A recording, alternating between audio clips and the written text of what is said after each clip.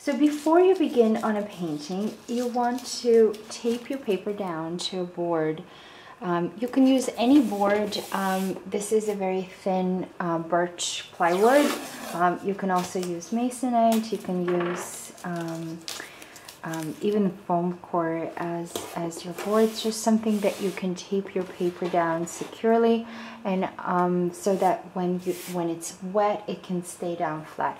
You actually want to tape it down on all four sides for a painting, but because I'm only doing a wash demonstration right now, I'm not going to tape it down. So basic watercolor wash involves mixing the color half and half, 50 and 50% of pigment and water. So I'm going to grab some pigment and put it on my palette, and I'm going to mix it with water so that it creates a kind of milky consistency, very flowy. I'm mixing two colors. It's two kinds of blue.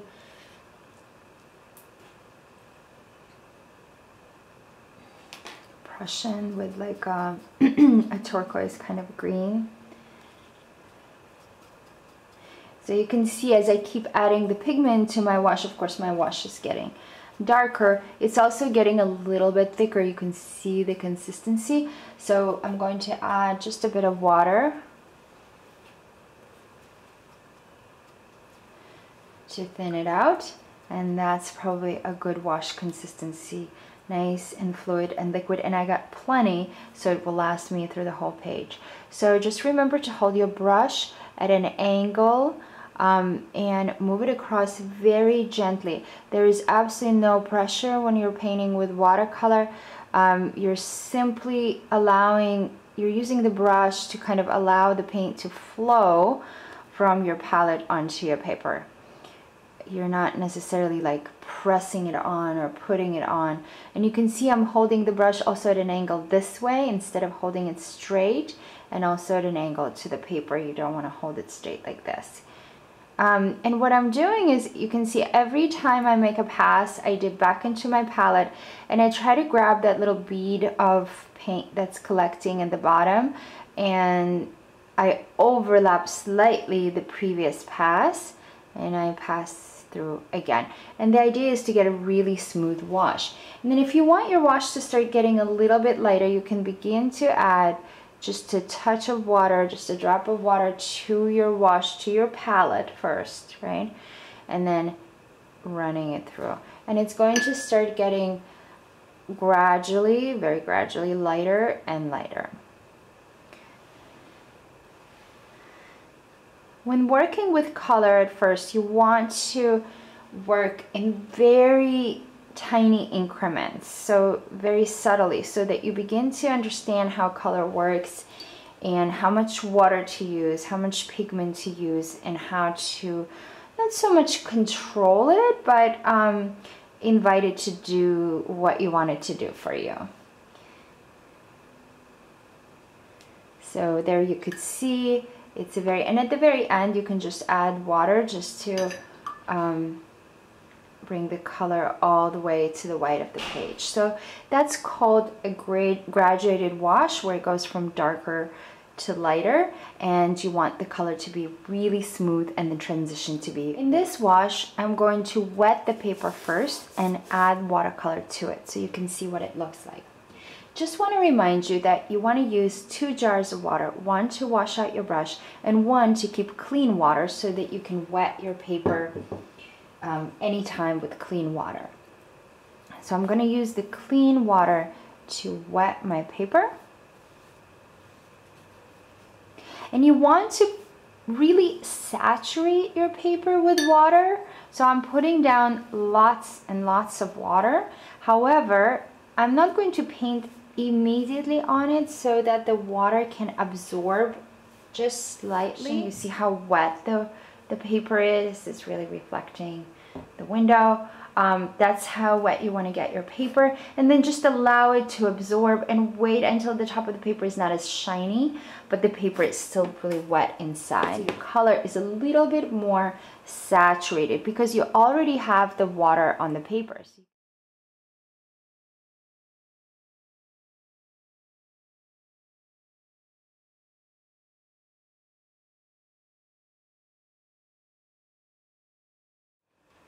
For this next wash, I'm going to show a gradation going from one color into another. We're going to start like that. I'm going to add just a little bit more water.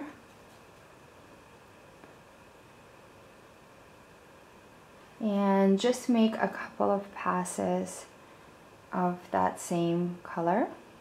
And then, I've got a little piece of pigment in there. And then I'm going to add just a touch of a different color, so I'm adding a little bit of blue into my wash, so into my palette, and I'm going to add a little bit more blue at a time so that my color changes very gradually. See how I didn't pass that one well.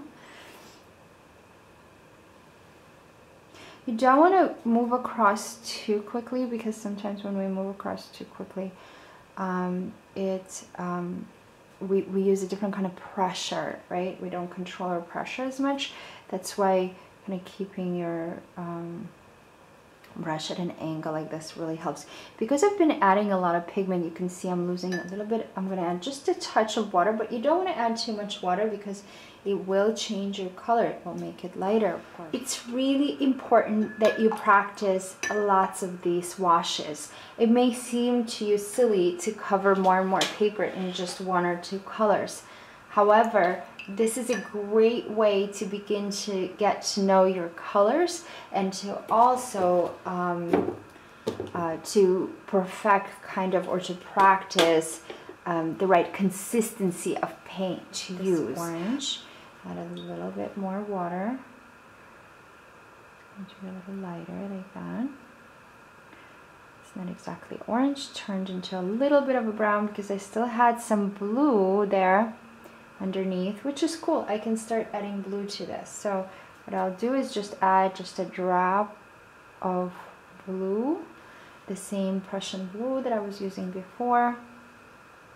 I'm going into the palette, getting the color and dropping it into my wash mix, not directly onto the paint.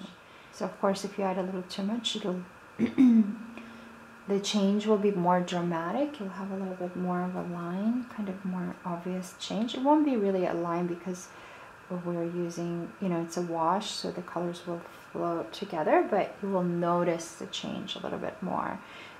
Sometimes you can make the change very gradual, so it's not even. Please make many of these, maybe up to 10 different kinds of washes. Use different pigments as well, so that you get to know how different colors mix, how they mix with water, how transparent they are. We went from orange to blue, which are very different colors, but in the middle, this is really important, in the middle we went through a neutral color. So you can't really go from orange to blue. It will look too dramatic and harsh. So remember that when you're going from one color into another, there are areas in your wash that will create new colors. So allow those colors to be present.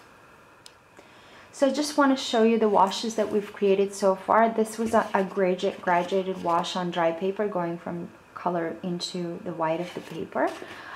This was wet into wet wash with the same pigment. And these two were graded washes. These were complementary colors going from orange into blue. And these were analogous colors going from blue-green into a violet. Now that these washes are dry, I'm going to layer some colors on top of them.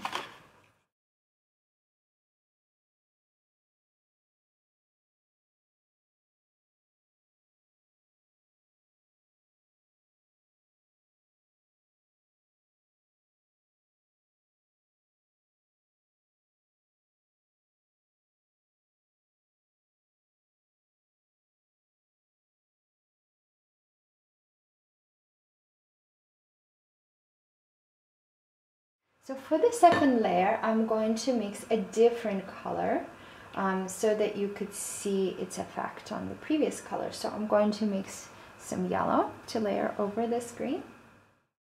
The beginning was the lighter section of the wash, which was pretty much almost the white of the paper, so you could see the color goes on as is. But as it begins to layer over the blue-green, you could see how beautiful the transition is and how you can see the greenish color showing up from underneath the yellow. I am going to add a little bit of pink to this one. Ooh, it's not so pink, it's more of a burgundy. See how the orange is coming through underneath, the warmth. So I'm putting down a cooler color and the warmth of the orange really shines through. So when you're layering colors, try contrasting the colors a bit, right? So in the previous one, I had a cooler color underneath, which was a blue-green, and I added yellow, which is a warmer color.